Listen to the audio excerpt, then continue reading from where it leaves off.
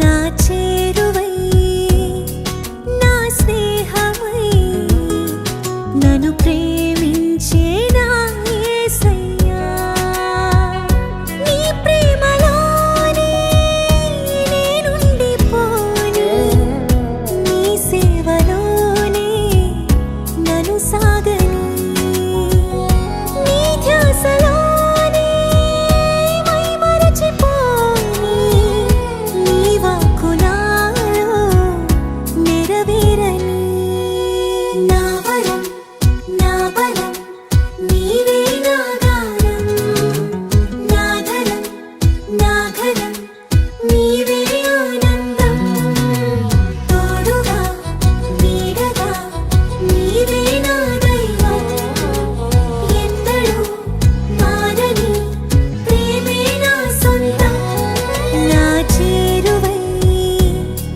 నా స్నేహమై నన్ను ప్రేమించే నా యేసయ్యా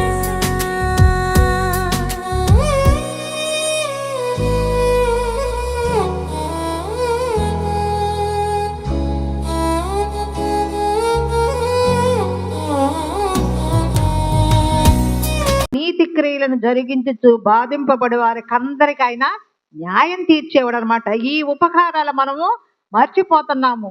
ఏకాటి మన కుటుంబాల్లో మన శారీరకంగా వాటినే మనం తలుసుకుంటున్నాం, కానీ ఆయన మన ప్రాణాన్ని రక్షించాడు, మనకి కిరీటాలు ధరించాడు, ఆయన మన సంకటములన్నీ కూడా కుదిర్చిన దేవుడు. ఈ 103వ కీర్తనలో దేవుడు నీకు నాకు కాదు గాని మానవాళికంతటికి చేసిన ఉపకారములను దావీదు ఇక్కడ వ్రాసాడు. ఇక్కడ విన్నపాలు ఏమి కనబడడం లేదు, కానీ కేవలం ప్రభువును స్తుతించడం మాత్రమే మనకు ఈ కీర్తనలో కనబడుతుంది. ఈ కీర్తన ధ్యానించేటప్పుడు దేవుడు తన నిబంధన యందు విధేయత ఆయన యందు భయభక్తులకు చూపినప్పుడే ఇశ్రాయేలీయులను ఆశీర్వదించేవాడని మనము గుర్తు చేసుకోవాలి. అలాగే ఈనాడు విశ్వాసలము ఆయన బిడ్డలమైన మనము ఆయన చిత్తానుసారముగా జీవిస్తే ఆ యొక్క దేవుని యొక్క మంచితనాన్ని మనము అనుభవించగలము. ఆ ఇశ్రాయేల్ దేవుడు వాళ్ళకే కాదు, కానీ ఆయన నమ్మి ఆయన యందు భయభక్తులుగా మనం జీవించినట్లయితే, ఆయన చిత్త ప్రకారంగా జీవిస్తే దేవుని యొక్క మంచితనాన్ని మనం అనుభవించగలము. దేవుడిచ్చిన ఆశీర్వాదాలను పొంది అవన్నీ అనుభవించిన తర్వాత కొందరు దేవుని మర్చిపోతారు. కష్టాల దేవాదేవ అంటారు, బాధల్లో దేవాదేవాన్ని ప్రార్థిస్తారు, దేవుడే కనపడతాడు, కానీ అవన్నీ తొలగిపోయిన తర్వాత మనము దేవుణ్ణి మర్చిపోతున్నారు. కాబట్టి దేవుణ్ణి మర్చిపోకూడదని ఈ దావీదు ఈ కీర్తనలో హెచ్చరిస్తున్నాడు. ఆయన చేసిన మేలును మనము మర్చిపోకూడదు అని ఆయన చెప్తున్నాడు. యెహోవాను సన్నతించుడంటే దేవుడు ఏమై ఉన్నాడో ఏమేమి చేయగలడో అందరి బట్టి మనము దేవునికి ఆయన ప్రేమను బట్టి మనం కృతజ్ఞతాస్తులు చెల్లించాలి.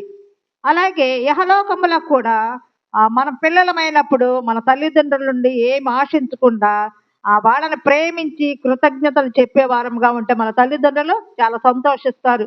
అలాగే మనం కృతజ్ఞత నిండిన భావంతో మన మనసులో నిజంగా దేవుడిని స్తుతిస్తూ ఆరాధిస్తూ ఉంటే ఆ దేవుడు మనల గురించి సంతోషించే తండ్రిగా ఉంటున్నాడు. కాబట్టి మనం ఆయన మహిమపరిచి ఆయన ఘనపరిచే బిడ్డలంగా మనము ఉండాలి.